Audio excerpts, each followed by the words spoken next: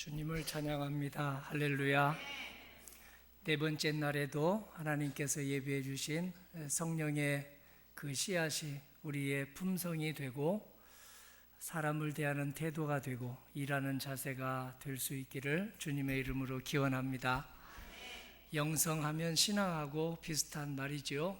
하나님과 얼마나 친한지, 하나님과 얼마나 동행하는지, 그리고 하나님을 얼마나 닮아가는지를 우리는 영성이다, 우리의 신앙심이다, 그렇게 이야기하고 있습니다.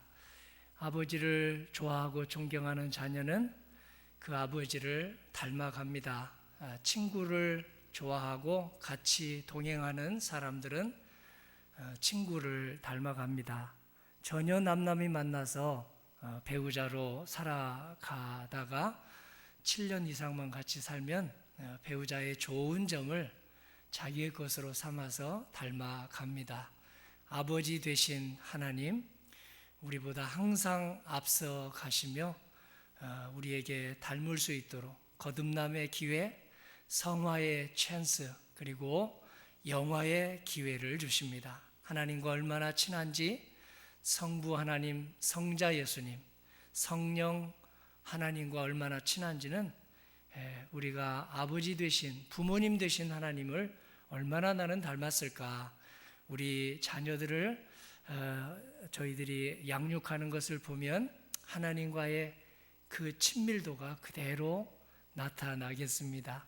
목사에 대해서 누가 가장 좋은 평가를 할 수 있을까요? 성도님일까요? 자녀들일까요? 배우자일까요? 제가 이렇게 보니 아무래도 배우자도 배우자겠지만 성도님도 성도님이겠지만 자기 자녀들이, 우리 아빠는 목사님으로서 하나님 앞에 이 정도 인정받을 거야 라고 자녀들이 내리는 그 평가가 가장 엄중하지 않을까, 그런 생각을 하고 있습니다. 그리고 두 번째는 아내가 혹은 남편, 여자 목사님 같으면 남편이 내리는 평가, 그리고 마지막으로 멀리서 목회자의 좋은 점만 봐주시고 허물도 감춰주시고 하는 성도님들의 평가가 또 뒤를 잇지 않을까요? 하나님은 아버지가 되어주셔서 우리가 부모 역할 잘하도록 오늘 이 자리에 저희를 초대해 주셨습니다. 성자 예수님은 하나님이신 분, 하나님의 권능을 그대로 똑같이 가지신 분이 그 높은 자리에서 우리의 친구, 우리의 벗, 우리의 일생의 동행자가 되어주셔서 저희로 하여금 친구란 이런 것이다 하시고 저희가 좋은 친구 주세요. 내 딸에게, 내 아들에게 가장 내 자식을 잘 이렇게 안내할 수 있는 그런 친구를 주세요 라고 기도하는 것도 중요하지만, 주님, 제 자식이, 제 아들이, 제 딸이 먼저 좋은 친구 되게 해주세요. 그래서 내 아들, 내 딸을 만나는 사람들은 모두 친구 잘 만나서 내 인생의 청년기가 활짝 봄날의 꽃처럼 피어났다, 그런 말을 듣게 해주세요. 그러기 위해서 내가 이제 사춘기가 되고 청년기가 된 우리 자식들을 볼 때 어릴 때처럼 하지 말고 이제 친구처럼 그렇게 대하게 해주셔서 친구 되신 예수님을 닮아가게 해주십시오. 저는 그렇게 기도하는 마음을 갖게 되었습니다. 성령 하나님 보혜사로 오셨지요. 배우자라는 뜻이 적합한 번역입니다. 우리의 변호사 되신 성령님, 그리고 우리의 기도할 때 도와주시는 성령님, 말씀 들을 때 도와주시는 성령님이 계시지 않으면 어떻게 그 하늘의 신비한 언어를 인간의 유한한 언어로 알아듣고 말할 수 있겠습니까? 오늘 성령님께서 이곳에 임재하시기 때문에 우리는 한마디라도 알아듣고 성령 하나님 제가 닮아가고 싶습니다. 성령 하나님은 누구시라고 오늘 저희가 고백합니까? 사도 바울은 보혜사라고 했습니다. 배우자라고 했습니다. 아내 같은 역할, 남편 같은 역할을 하시는 분이 성령 하나님이라고 하셨습니다. 저희는 어떤 남편일까요? 저희 모두는 어떤 아내일까요? 우리의 친정에, 시댁에, 그리고 우리의 처가댁에 얼마나 덕을 보려고 하기보다 덕을 베풀면서 살려고 하나님께 날마다 기도하고 그렇게 살아왔을까요? 나 때문에 우리의 처가댁이 얼마나 하나님의 은덕을 입었을까요? 나 때문에 우리의 시댁 식구들이 얼마나 하나님의 은혜를 입었겠습니까? 하나님은 항상 아버지가 되어주셔서 앞서가십니다. 앞서가시면서 내 뒤를 따라오너라 아들아, 내 뒤를 따라오너라. 앞서가시는 어머니, 우리 뒤를 늘 알려주십니다. 그리고 예수님은 저희와 함께 보조를 맞추시며 손을 잡고 골짜기도 걸어가시고 그리고 산 위에 정상도 함께 걸어가십니다. 성령 하나님은 아예 우리 마음속에 뛰어들어 오셔서 일심동체가 되어주셔서 나의 눈이 되어주시고 귀가 되어주시고 나의 두 손이 되어주셔서 손을 움직이는 것만큼 하나님께서 내 마음속에 뿌려주신 진리와 진실함과 선하심과 아름다움의 씨, 진선미의 씨앗이 이제 꽃이 되고 열매가 되게 해주신다. 오늘 그 열매를 저희들이 읽었습니다. 삼위일체 하나님과 얼마나 잘 사귀고 있는지는 그 열매를 보아서 알 수 있습니다. 열매가 그냥 생깁니까? 결코 그냥 생기지 않습니다. 거기에 눈물로 물을 주고 씨를 뿌려야만 하나님의 때가 되었을 때 열매가 생깁니다. 하나님은 우리 모두에게 씨앗을 주셨습니다. 하나님의 형상의 씨앗을 주셨습니다. 아름다움의 씨앗, 진리의 씨앗, 진실함의 씨앗, 그리고 선하고 선하신 씨앗을 우리 속에 모두 담아 주셨습니다. 기도의 물을 주고 그리고 사랑의 물을 주고 소망의 물을 주었을 때 이것이 싹이 트고 언제 겨울이 지나고 이렇게 봄이 되었습니까? 하듯이 우리 인생에도 이렇게 싹이 내고 꽃이 피는가 싶더니 열매가 되어 그 열매를 이웃에게 나눠주면 하나님은 참 아름다우신 분이다.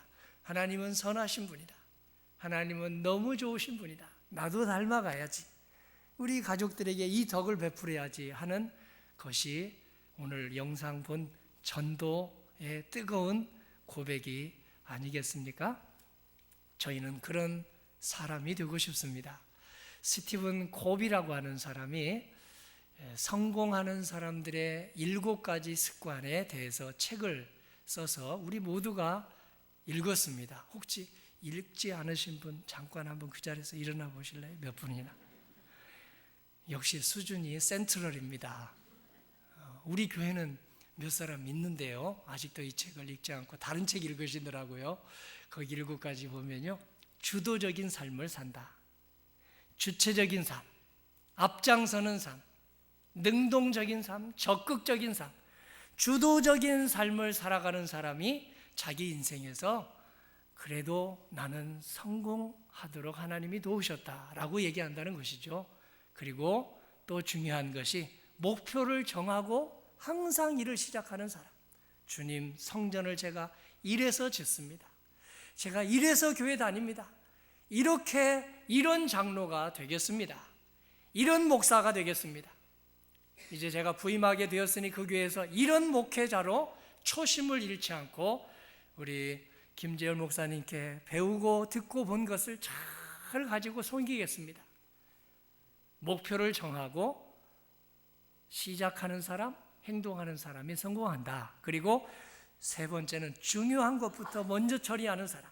덜 중요한 것을 처리를 먼저 하지 않고요, 가장 오늘 중요하고 이번 주에 중요하고 이번 달에 중요하고 올해 가장 중요하고 일생에 걸쳐서 나에게 가장 중요한 것이 무엇인지, 오늘 예배가 가장 중요해서 이 아침 시간에 나오시지 않았습니까?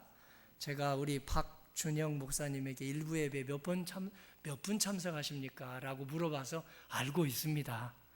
그런데 오늘 그보다 조금 더 나오셨네요. 어떻게 이렇게 이른 시간에 오셨습니까? 어젯밤에도 9시 반까지 기도하고 가셨는데 대단히 놀랍습니다. 하나님이 우리를 손잡아 주셨기에 이 자리에 나와서 예배 드리는 줄로 믿습니다. 네 번째, 상호 이익을 도모하는 사람. 나만 잘 되려고 하지 않고 나의 앞날만 준비하지 않고 옆 사람의 앞날도 준비하고요, 나만 은혜 받으려고 하지 않고 어떻게 하면 저분도 함께 은혜 받을 수 있을까? 상호 이익을 도모하는 사람이 어찌 비즈니스 하는 사람뿐이겠습니까? 우리 신앙의 순례길에 있어서도 함께 장로님은 권사님을 배려하고, 권사님은 집사님을 배려하고, 집사님은 새가족을 배려하고, 새가족은 또 교회 다니지 못하시는 분들, 아직도 하나님을 모르시고 만물의 영장인 양 착각하고 살아가는 사람들을 배려하며 살아갈 때에 그런 사람들이 성공한다. 그리고 다섯 번째로, 남을 이해시키려고 하기 전에 상대방을 내가 먼저 이해한다. 나의 모든 이 화술을 통해서 상대방을 이해시키려고, 설득시키려고 하기 전에 저분이 어떤 상태일까?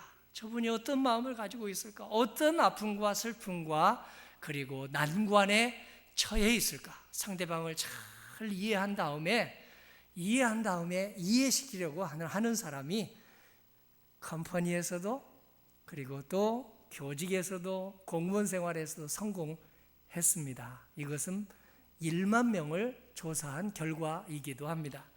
여섯 번째로, 시너지 효과를 항상 내려고 하는 사람, 상승 효과를 내려는 사람.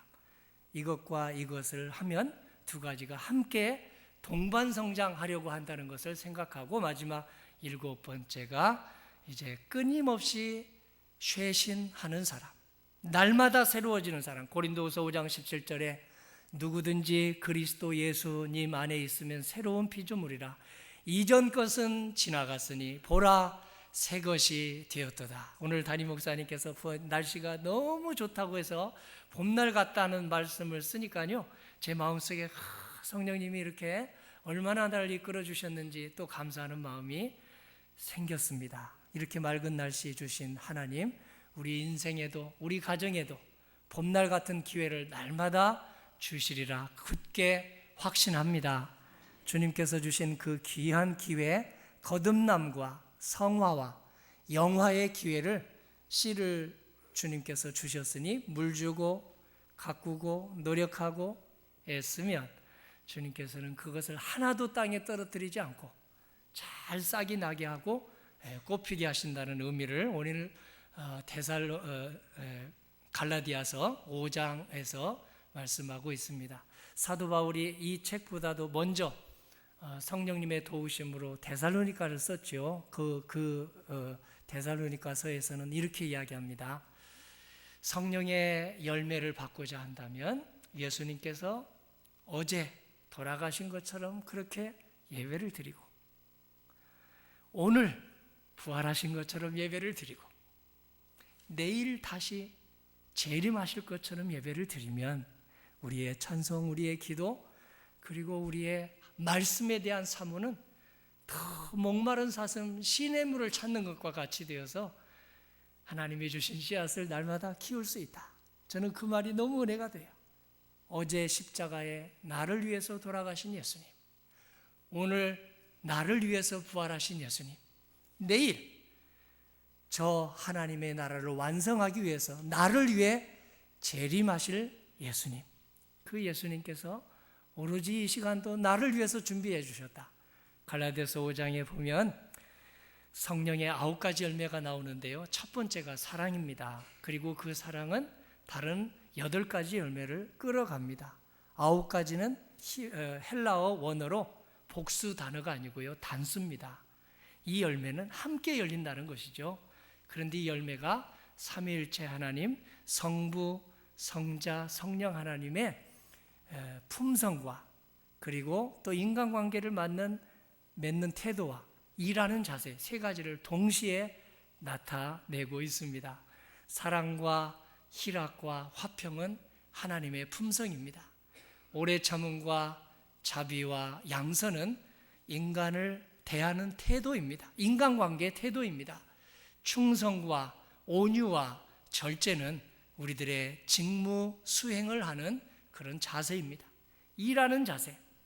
충성과 온유와 절제로 우리 자녀들이 공부한다고 생각해 보십시오. 충성과 온유와 절제로 회사를 다닌다고 생각해 보십시다.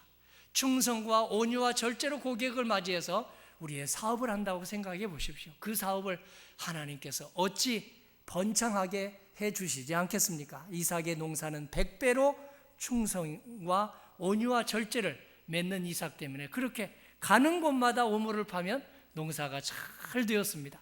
우리 인생의 농사도 이렇게 되었으면 좋겠습니다. 우리 자녀들의 그 취업을 향해서 그 고군분투하는 그런 기도의 열심도 이렇게 되었으면 좋겠습니다. 오직 충성, 오직 절제, 그리고 오직 온유한 마음으로 오늘 이곳저곳에서 일을 하면 거기에서 하나님께서 30배, 60배, 100배의 열매를 맺게 해주시라. 저는 그런 마음이 들어서 이곳까지 오늘 이렇게 간증을 나누고 있습니다. 성자 예수님은 저희들에게 오래 참음, 자비, 양선을 보여주셨습니다. 오래 참음과 자비와 양선은 사람을 대하는 태도입니다. 오래 참고 자비롭고 양선으로 이렇게 친구를 맺으면 얼마나 우리는 친구가 많을까요? 정신과를 제가 공부해 보니까요, 정신과에서는 이렇게 결론을 내렸습니다. 인간관계가 저 사람이 얼마나 원만한가, 인간관계가 얼마나 둥글둥글한가, 모나지 않고 뾰족하지 않은가, 그것을 알 수 있는 것은 베스트 친구를 몇 명 내가 이름을 댈 수 있느냐, 그것을 가지고 측정을 합니다. 1살짜리는 누구만 있으면 정상이라고 할 수 있을까요? 엄마만 있으면 정상입니다. 2살이 되면 근데 아빠를 찾습니다. 3살이 되면 친구가 필요합니다. 4살이 되면 유치원 선생님이 필요합니다. 5살이 되면 이성 친구, 아직 이마에 피도 안 바른 게 이성 친구가 필요합니다. 6살이 되면 동성 친구도 필요합니다. 해서 50살이 되면 50명의 사람들과 교제하고 또 대화를 나눌 수 있는 사람은 정신이 정상이다, 이렇게 정신과에서 평가를 내립니다. 예수님은 남녀노소 할 것 없이 모두의 친구가 되어주셨습니다. 옛날에 예수님 당시에는 평균 수명이 40세밖에 안 됐죠. 지금보다 훨씬 적었죠. 따라서 예수님이 33세 사역을 다 마치시고 부활승천하셨는데요, 30세면 지금의 거의 60세 환갑의 나이하고 똑같습니다. 어떤 사람들은 청년 예수님 하는데요, 청년인 거 분명히 맞지만 지금보다 훨씬 더 낯익은 그런 청년 예수님이셨죠. 얼마나 어린이들을 환영했으면 어린이들이 예수님 보고 놀고 싶어서 이렇게 몰려오니까 제자들이 사역에 방해된다고, 애들은 저리 가라, 애들은 저리 가라 하니 예수님께서 내버려둬라. 애들이 오는 것을 환영하시고, 저 어린아이들의 장점과 같은 사람의 신앙생활이 천국에 들어가는 자의 자세다라고 알려주셨겠습니까? 자매님들이 예수님을 하나님으로 알아보았습니다. 세리들, 혼자 자식 키우는 사람들, 이런 사람들이 그 고단한 삶에서 예수님의 말씀 한마디 한마디 들으면서 그냥 이 마음속에 눌렸던 것들이, 그리고 쌓였던 것들이 다 풀어지고, 맺혔던 것들, 꼬였던 것들 풀어지는 것을 체험하면서 하나님임을 알아뵙게 되었지 않습니까?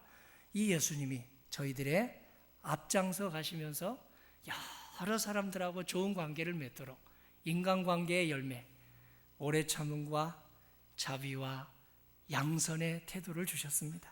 친구에 대해서 오래 참고 온유하고, 친구에 대해서 자비와 양선의 태도를 가지고 살아가는 저희 모두가 되기를 간절히 기원합니다. 하나님은 어떤 분이실까요? 하나님의 이력서가 여러 가지가 나옵니다. 출애굽기 34장 6절과 7절도 대표적인 하나님의 자기소개서입니다. 여호와로라, 여호와로라, 자비롭고 은혜롭고 노하기를 더디하며 인자와 진실이 많은 하나님이로라. 인자를 천대까지 베풀며 악과 과실과 죄를 용서하나 형벌 받을 자는 결단코 면제하지 않고 그 아비의 악을 자여손 3, 4대까지 보응하리라. 축복은 천대까지. 그리고 자식이 부모가 잘못하면 3, 4대까지 그게 유전된다는 거 우리가 체험하고 있지 않습니까?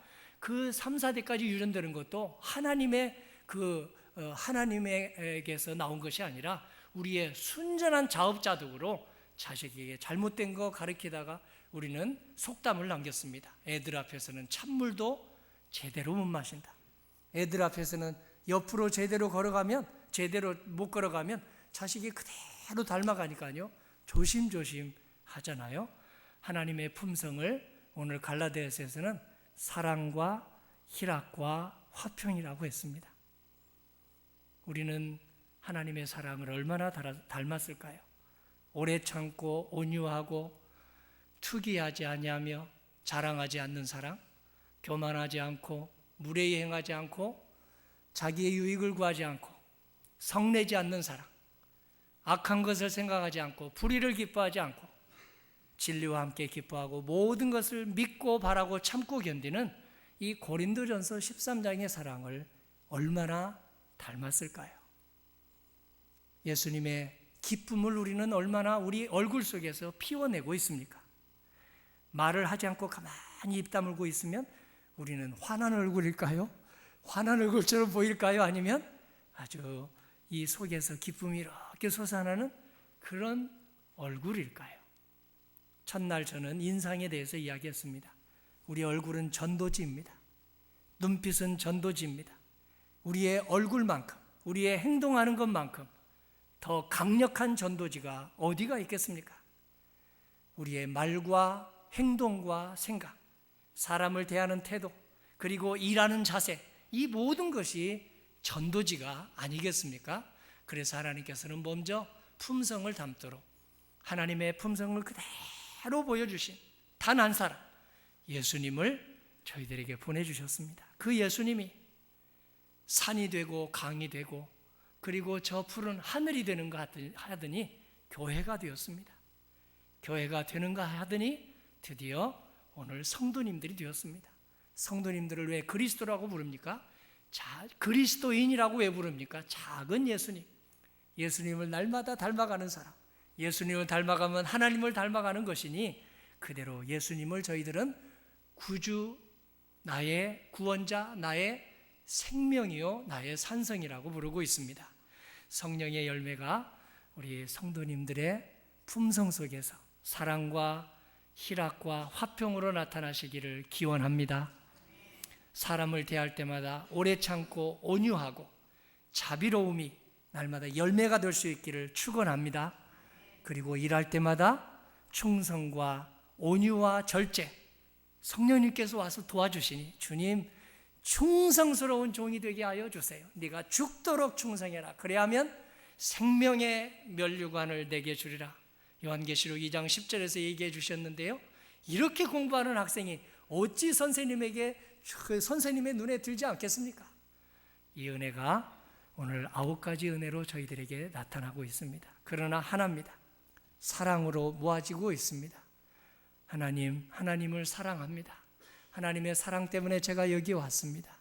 일생토록 이 사랑을 다른 9가지, 8가지 열매와 함께 묶어서 주님에게 영광, 존귀, 경배를 드리게 하여 주옵소서. 이 은혜가 우리의 일생 동안 가득하시기를 부활이요 생명이신 성령님을 보내주신 예수님의 이름으로 기원합니다. 하나님 아버지,